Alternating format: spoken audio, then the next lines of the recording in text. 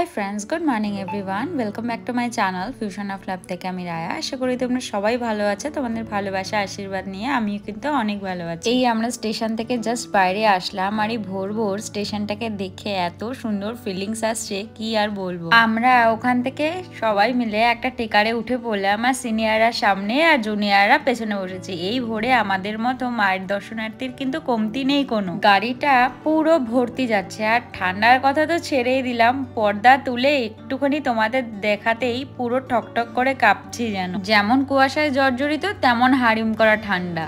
আমরা এই বেরোলাম এখন রুম দেখতে নেমে, তবে এটা অনেক দূরে নিয়ে যাচ্ছে। ওরা বলছে আমাদের রুম একটা রুমে হবে না, কিন্তু বলছে একটা ছোট্ট বেড এখানে দেওয়া যাবে না। এরকম করে সবাই নেমে একদম দাঁড়িয়ে রয়েছে লোকজন রুম দেওয়ার জন্য। মানে এখানে লোকজনের কাজই, কারণ এই ট্রেনটা যখন এই সময়টা আসছে তো সবাই সকালবেলা পুজো দেবে, তো এই সময়টা একদম ভর্তি লোকজন। একদম তুমি টেকার থেকে নামলেই দাঁড়িয়ে রয়েছে। তবে আমাদের একটা প্রবলেম হয়েছে কি, তোমরা রামপুরহাট স্টেশনে নেমে একটু সামনের দিকে এগিয়ে গেলেই যে টেকারগুলো পাবে সেগুলো 30 টাকা করে ভাড়া নেয়, কিন্তু আমরা যে টেকারটাতে আসলাম সেই টেকারটা আমাদের থেকে একটু বেশি টাকা নিয়েছে, 50 রুপিস করে নিয়েছে। যে 50 রুপিস করে আমাদের নানি কোন দিকে যাবো, 50 রুপিস করে না নিলেও হতো, তবে আমাদের টিকিট ভাড়াটা একটু বেশি নিয়েছে। তো আমরা হোটেল দেখতে ঢুকছি, দেখা যাক যদি পছন্দ হয় তো এটাতে থাকবো, মানে নেবো, আর না হলে হোটেলটা চেঞ্জ করবো। দেখা যাক। হ্যাঁ, আমাদের এই হোটেলটা না ক্যান্সেল করতে হলো। 3 তলার উপরে রুম, আমরা আর উপরে উঠলামই না যে দেখার জন্য, তাই জন্য ভাবলাম যে ঠিক আছে চলো অন্য হোটেল নেওয়া যাক চেঞ্জ করে, যদি পাওয়া যায় তো। এখন আমরা আরেক জায়গায় আরেকজন এখানে দালাল ভর্তি, আরেকজন ধরেছে, দেখা যাক যদি সেখানে গিয়ে পাওয়া যায় তাহলে যাব। কারণ এরকম এখানে এসেই একটাই ব্যাপার যে একটুখানি রুম খুঁজতে হবে তোমাকে, আর তোমার যদি চেনা জানা থাকে তাহলে তো ভালোই কথা, সোর্স থাকলে অসুবিধা নেই। এবার আমরা হোটেলটা নিই, দেন তোমাদেরকে আমি বলে দেবো যে ভালো বা খারাপ বা কি ব্যাপার না ব্যাপার সমস্ত কিছু ইনফরমেশন দিয়ে দেবো। হ্যাঁ, এখানে লোক থাকে না, এখান থেকে তো বিভিন্ন জায়গায় ঘুরতে যায়। আমার কথা শোন বলু, ওই পাশে গেলে 300 টাকা পাবি, যাবি? কোন পাশে গেলে? ওই পাশে। ও আর ওইদিকে না, তাহলে ওই যে মন্দিরের ওপাশে কিরকম বল দেখি, ওই যেরকম তোর বাড়িতে কালীঘর, হ্যাঁ কালীঘর আছে না, ওরকম ঘর 200 টাকা 250 টাকা দিয়ে দেবে। হ্যাঁ, দেখ আমরা একটা হোটেল পেয়েছি, মানে যেইখানে আর কি মন্দির তার ঠিক উল্টো দিকে রোডে, একটুখানি জাস্ট মিনিট 2 হেঁটে আসার পরই হোটেল পেলাম। হোটেলটা 1 মাসের ওপেনিং ভালো বলছে, এখন জানি না, ঢুকলে বুঝতে পারবো। এবার পান্ডা দাদা ছিল থেকে বললো যে ঠিকঠাক আছে, ঠিকঠাক এখানকার হোটেল ওরা ঠেকে গেছে। কিন্তু সবথেকে প্রবলেমের ভালো বিষয় হচ্ছে এখানকার একটা, যে এখানে গিজারের ফ্যাসিলিটিস আছে, কারণ আমাদের সকালবেলা স্নান করতে হবে, এটা একটা বড় ব্যাপার।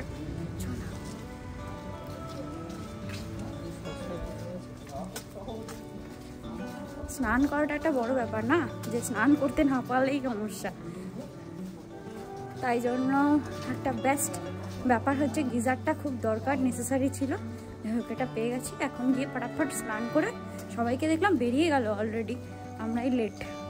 অ্যাকচুয়ালি হোটেলটা খুঁজতে টাইম লেগে যায়। কোথায়, কোন অলিগলিতে ঢুকছি রে?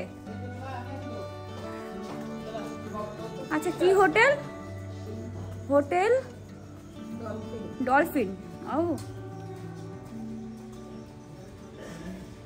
চল, হোটেলটা তো দেখে ভালোই লাগলো। মায়ের নাম নিয়ে পড়ে যাই, ঠিক কোথাটা রেখে দেবো। রেডি ফেডি হয়ে এখন জাস্ট আমরা বেরোচ্ছি, এখন মায়ের উদ্দেশ্যে রওনা দিলাম, মানে মায়ের মন্দিরের উদ্দেশ্যে। ভালো ঠান্ডা লাগছে কিন্তু হালকা হালকা।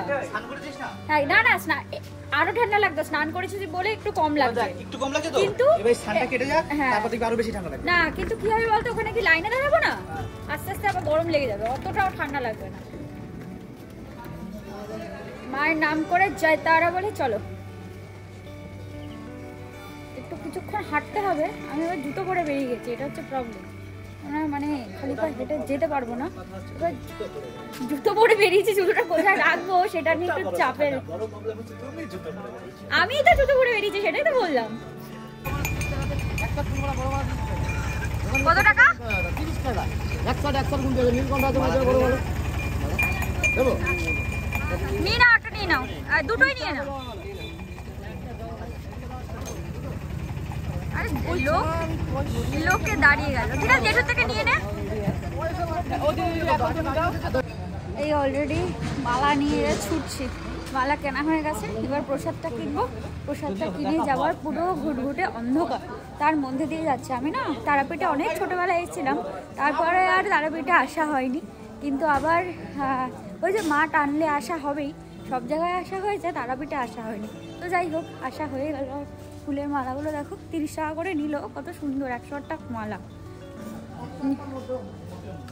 না না আছে আছে, কিন্তু নীলকণ্ঠের মালাটা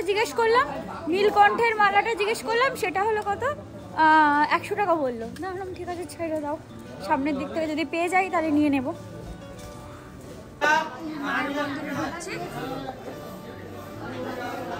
এটা তো এক্সিট।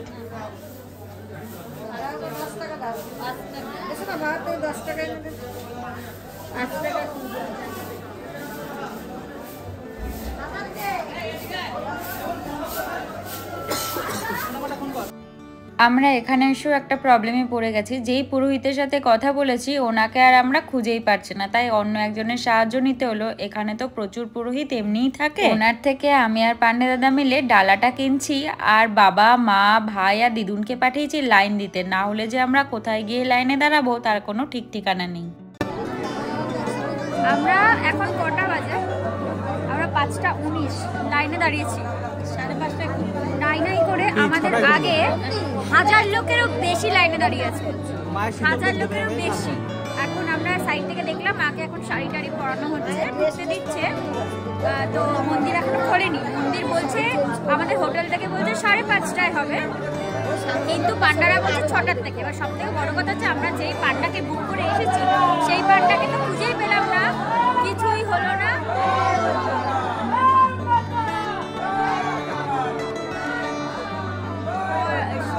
পাওয়া গেল, পরে গিয়ে পাওয়া গেল অন্য পান্ডা ধরা হলো, তা সে বললো গিয়ে ফোন করতে। অভিজিৎ নাম বললো না, তন্ময়, আমি পান্ডা ঠিক করা আছে দেখে বললাম না। তন্ময় দাদা কত ভালো একটা পান্ডা ছিল, আমাকে কালকে বলেছিল।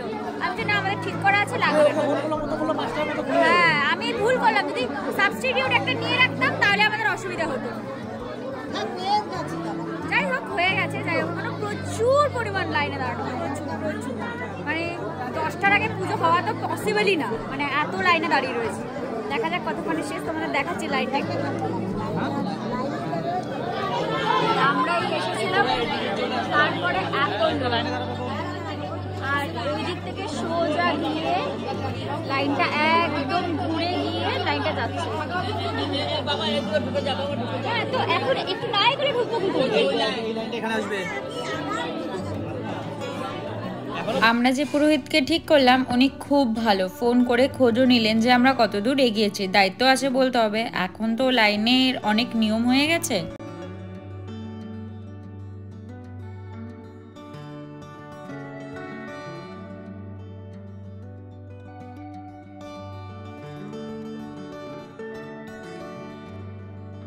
কত দূর দূরান্ত থেকে ভক্তদের আগমন মায়ের স্থানে, একটু মায়ের চরণ স্পর্শ করে নিজের মনের ইচ্ছাটা পৌঁছানো মায়ের কাছে। কত ভোর থেকে মানুষ এসে লাইন দিয়ে দাঁড়িয়েছে ভাবো, আমরা দাঁড়ানোর পরও প্রায় কয়েকশো লোকের ভিড়। মায়ের দান করা শক্তি ছাড়া কি এই ঠান্ডায় নিজেকে কম্বল থেকে বের করে এই জায়গায় দাঁড় করিয়ে রাখাটা সম্ভব বলো? আমাদের পুজো দেওয়া কমপ্লিট, এবার বাবার পুজো দেবো একটু। আর প্রসাদ হিসাবে এদের এখানে যে সুরা বলে যেটাকে, সেটা এখানে খেতে হয়। তো আমরা বাবার পুজো দেবো বলে এখনো কেউ কিছু খাইনি, এদের সবার পুজো দেওয়া কমপ্লিট। দক্ষিণা তো দিতেই হবে, সম্পূর্ণ হলো না। মায়ের যে মহা শ্মশান এখানটা, আমরা সেখানে এসেছি, কিন্তু শ্মশানটা পুরো চেঞ্জ।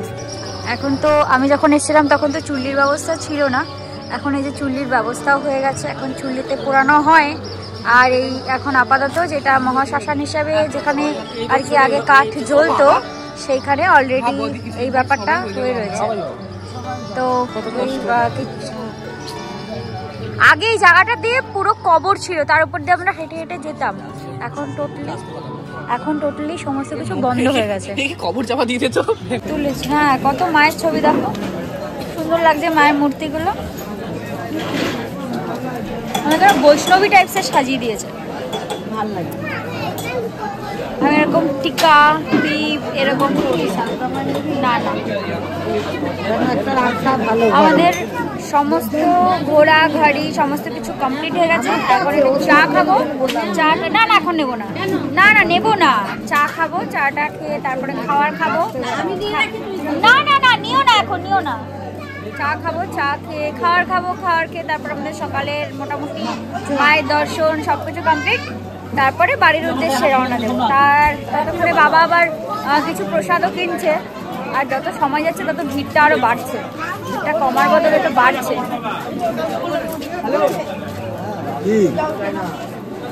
কত মানুষ কত দূর দূর থেকে পুজো দিতে আসে। আগের সিস্টেমটা খারাপ ছিল, তবে এখনকার সিস্টেমটা ভালো হয়েছে। আগে যেমন 2-3টে করে লাইন ছিল, এখন সেই যে 200 টাকা 300 টাকা 500 টাকা 1000 টাকার ভ্যারিয়েশন সেগুলো বন্ধ হয়ে গেছে। এখানকার ডিএম এসে একটাই লাইন করেছে, মানে একটা কমন মানুষের লাইন জেনারেল, আর একটা 500 টাকার লাইন, যেখানে 500 টাকা যারা দেবে তারা নেবে। এবার সেটা আবার ভ্যারিয়েশন আছে, 20 মিনিটস করে সব জায়গায়। 20 মিনিটস হচ্ছে জেনারেলদের, আর 20 মিনিটস হচ্ছে যারা আর কি ভিআইপি তাদেরকে, সেরকম করে করে হয়। তো সেখানে বেকার ভিআইপি লাইন দিয়ে লাভও নেই, আর খুব সুন্দর লাইন ছাড়ে, কোনো সমস্যা হয় না। এখন ভালো রকম লাইন ছাড়ে, ওই বেকার 500 রুপিস দিয়ে লাইন দেওয়ার কোনো মানেই হয় না, সব থেকে বড় কথা। আর সেকেন্ড বলি বা কিছু সেটা তেমন ভালো লাগে না, সেখানে আর দাঁড়ালাম না। খুব সুন্দর পুজো হয়েছে, আর আমাদের যে পান্ডাটা ছিল তো খুব ভালো, এত ভালো পুজো দিয়েছে, মানে মানে কিছু বলার নেই। আর আমাদের তো সমস্ত কিছু কি হয়েছে, এবার খাবো, খিদে পেয়েছে। হ্যাঁ কটা বাজে এখন?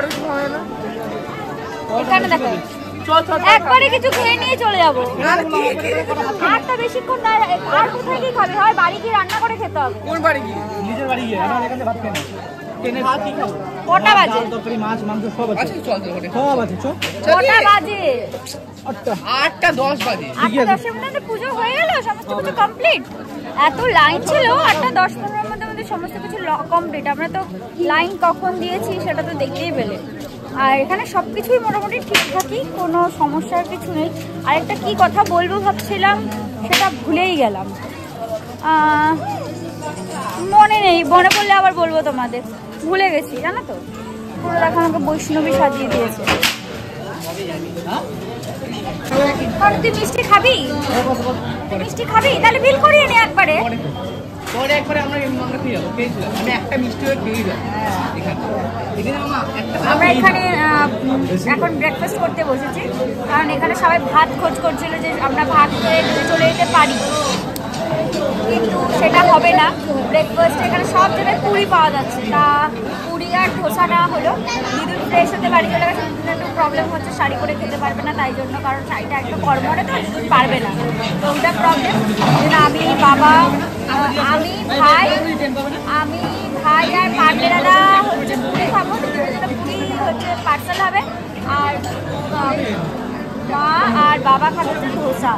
মা হঠাৎ করে ধোসা প্রেমী হয়ে উঠেছে, সবসময় ধোসা। তারপরে ওই 10:30-11টা নাগাদ আমরা খাওয়া দাওয়া করে তারপর বেরিয়ে যাবো, যেই ট্রেন পাবো সেই ট্রেনে চলবো। এই যে আমাদের খাওয়ারও চলে এসছে, আগে বিল করাতে হয়। মা আর বাবা দুজনের জন্য নেওয়া হয়েছে ধোসা, ওরা নাকি ধোসাই খাবে, আর ধোসাটা দেখতেও ভালো লাগছে, খেতেও নাকি অনেক টেস্ট। আর আমাদের 3 জনের জন্য নিয়েছি পুরি, মানে কচুরি যেটাকে বলে। ভাইকে বলেছিলাম ধোসা খাওয়ার কথা, ভাই বলছে ওই ধোসা সকালবেলা আমার চলবে না, আমাকে জন্য পুরি নিতে হবে। আর দিদুন ঘরে চলে গেছিল, দিদুনেরটা আমরা ঠিক করেছি যে এখান থেকে প্যাক করিয়ে নিয়ে যাব, বাট পুরিগুলো দেখতে খুব ভালো লাগছে, কিন্তু আমি তো খেতে পারি না একদমই সকাল সকাল। আমরা হোটেল ছেড়ে অলরেডি বেরিয়ে গেছি। এখন আমরা উকি ঝুঁকি পুরোপুরি উকি ঝুঁকি মারবে। আমরা হোটেল ছেড়ে পুরোপুরি বেরিয়ে গেলাম। এখন আমরা এসেছি খেতে। হোটেলের একদম মানে যে বেরিয়েছি মেন রোড থেকে লেফট নিলে হোটেলটার নাম কি ভাই? যে অনেক পাশাপাশি হোটেল পাওয়া যায়, তার মধ্যে একটা হোটেলে ঢুকলাম। এখনো খাওয়ার কীভাবে জানি না, রিভিউ খেয়ে বলতে পারবো। তো আমরা আজকে ভেজ থালি নিয়েছি, আমি মা বাবা আর দিদুন ভেজ থালি খাওয়া হবে, আর ভাই নিয়েছে হচ্ছে চিকেন। ও তো ন্যাচারালি আমিষই খাবে, নিরামিষ খাবে না, এটা নর্মাল, বাড়ি থাকলেও খায় না, এখনও খাবে না। আর পান্না দাদা নিয়েছে কাতলা। হ্যাঁ তাই তো, কিন্তু বাড়িতেই খাস না, আবার এখন কি খাবি? বাড়িতেই তোকে জোর বাড়ি, হ্যাঁ পুজো দিয়েও চিকেন, বাড়ি থেকেও চিকেন খেয়ে পুজো দিতে এসেছে, আবার এখন চিকেন পুজো দিয়েও আবার চিকেন খাবে, মানে এমন করে বলছে এরা। বাহ ভাই বাহ, বাহ ভাই বাহ, বাহ ভাই বাহ। যদি আজকে আমার নিরামিষ না থাকতো তাহলে আমিও আজকে ওই মাছ বা চিকেনই খেতাম। এমন করে বলে আমাদের মনটা ভোলা, মনটা ভোলা মানে আমাদের কষ্ট লাগে। বাবা তোর কষ্ট লাগে খাওয়াতে, এটা তো ভাবনা চিন্তা করো, মানে চিন্তা করো দুষ্কর্ম, মানে চিন্তা ভাবনা করাও যায় না যে ওর খেতে কষ্ট লাগে। এখান থেকে দেন আমরা একবারে ডিরেক্ট স্টেশনে, কারণ আমরা তো যাওয়ার সময় রিজার্ভেশন করিনি, আমাদের 2:10 ট্রেন, একবারে 12:20 বললো ট্রেন ঢুকিয়ে দেয়, আমরা একদম ডিরেক্টলি উঠবো, উঠে বসে নেব, কারণ তারপরে 2 অবধি নাকি ওখানে থাকে, এটাই লাস্ট স্টপেজ, এখান থেকে রামপুরহাটি লাস্ট স্টপেজ, এখানেই দাঁড়ায়, এখান থেকে 12:20 আর কি দিয়ে দেয়, দেন 2:10 ছাড়ে। তো আমরা গিয়ে আগে সিট টিট নিয়ে ভালো করে বসবো, নাহলে তো যেতে পারবো না। এই হচ্ছে ব্যাপার। এই যে আমাদের মেনুতে ভাত, পাঁপড়, এটা একটা সবজি, ডাল, ফুলকপি আলুর তরকারি, আর আমার ফেভারিট আলু ভাজি। পুরো একদম গুছিয়ে সুন্দর খাওয়া, যে খাওয়াটা আমরা চেয়েছিলাম, একদম জমে যাবে এই খাওয়াটা। কেমন খেতে? ভালো খেতে? ব্যাস, খাওয়ার রিভিউ পেয়ে গেছি ভালো, তাহলে আর কোনো চাপই নেই। আমরা অটোতে উঠেছি, ভাই একটু হাত দেখা, টাটা। মানে আমাদের অটো প্রথমে যাওয়ার সময় তো আমরা টেকারে করে গেছিলাম, কিন্তু প্রবলেমটা হয়ে গেছে টেকারটাতে না একটা সমস্যা হয় কি, একটা বাজে একটা মোবিলের গন্ধ হয়, খুব প্রবলেম হয়েছে আমার আসার সময়। তাই জন্য এবার এখন সদ্য খেটে উঠেছি, এখন যদি ওখানে যাই একদম বমি নিঘাত, কেউ আটকাতে পারবে না। আর ওখানে আমার চাপাচাপি করে নেয়, পেছনে 4 জন, সামনে 8 জন, তারপরে 2 জন, ওরকম করে নেয়। তো সেই জন্য ভাবলাম যে চলো অটোতে নিয়ে নিই। এবার অটোতে হয় 5 জন, আমরা হয়েছি 6 জন। আর কি করে যাবে, ভাইকে নিয়ে ভাইয়ের করলে আমি অ্যাডজাস্ট। আমি সারা দিল্লি এইভাবে ঘুরেছি কোলে করে, এখন আবার যাচ্ছি কোলে করে। এই জন্য ছোট্টখাটো হওয়ার একটা অ্যাডভান্টেজ আছে, ডিসঅ্যাডভান্টেজটা কম, অ্যাডভান্টেজটাই বেশি, যে কোনো জায়গায় অ্যাডজাস্ট হয়ে যায়। দেখেছিস, এটা ভাগ্য সারা মেয়েদের জন্য না, ছেলেদের জন্য তাই অপমান না। এই জন্যই ভগবান, তুই বেটে থাকতে থাকতে ভগবান তোকে দাম করে লম্বা করে দিল, মানে ও হঠাৎ করে কয়েক মাসের মধ্যে লম্বা হয়ে গেছে। কার 3 ফুট? আমার তো, আমি তো 4 ফুটিয়া আছি, সেটা বড় কথা নয়, আর কোনো প্রবলেম নেই, অ্যাডজাস্ট।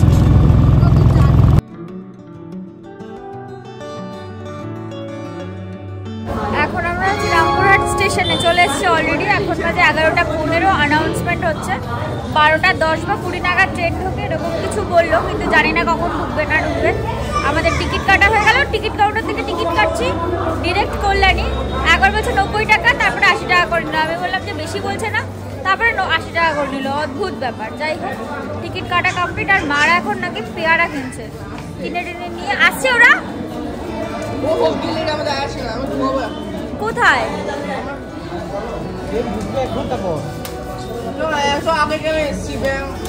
তো কি করছিস তুই? ওরা কোথায় গেল? ওই পেয়ারা কিনছে, আসছে এখানে ডাসা ছিল, তাই না? না পেয়ারা ডাসা জানি, ওগুলো কেমন কিরকম সাদা ভ্যাটকারি কালার হয়ে গেছে, এত বড় বড়। ওই হলো, যাই হোক, পুরো মনে হচ্ছে পাহাড় পর্বতে উঠছি। সিঁড়িটাকে দেখো, এই খাড়া একটা সিঁড়ি, না খাড়া সিঁড়ির থেকে সবথেকে কয়লা কারখানা থেকে আমি এসছি, কয়লা কারখানা থেকে এসছি, দেখো চর না মন, ওরে বাবারে জানটা কয়লা হয়ে গেল এই সিঁড়ি দিয়ে উঠতে উঠতে। আহ সফলতা, কি বড় এটা, দেখ কি সুন্দর লাগছে, ফাঁকা ডান্স করে। কি রিলস?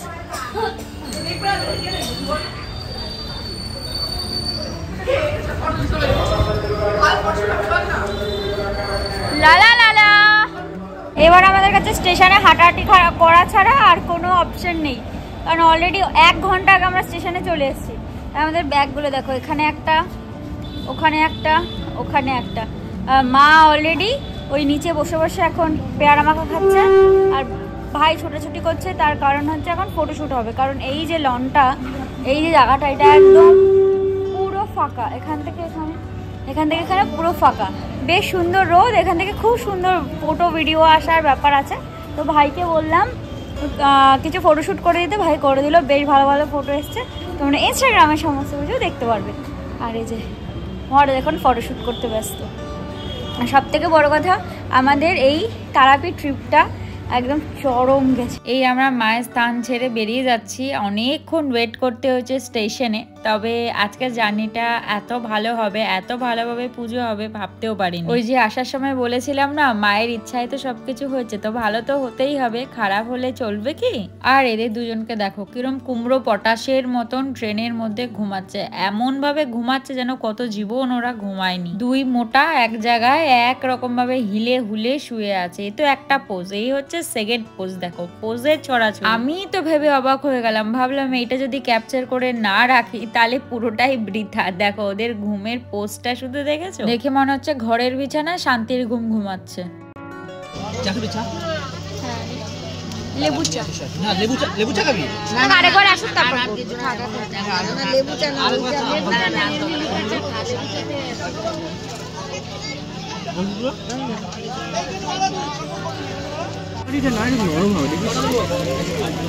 হ্যাঁ বলবে, হ্যাঁ হ্যাঁ হ্যাঁ বলবে। কেন গুড়কাঠি কি শক্ত হয়? জানিস না, মুড়মুড়ে হয় গুড়কাঠি। আমি কোনোদিনও খাইনি এসব বাজে খাবার, আমি খাই না। তা কি ইস কি সব খায় এরা। আর এ তো আলো অন্ধকারে ঢেকেই গেছে। এই দেখো উকি মারছে, উকি মারছে নাকি। তাহলে ব্যান্ডেল থেকে তুমি আমাদের উড়িয়ে উড়িয়ে নিয়ে যাবা? এরোপ্লেন হেলিকপ্টার কিছু ভাড়া করেছো? ট্রেন আছে, এখন ধীরে ধীরে ধীরে যাচ্ছে না। এটা কি সব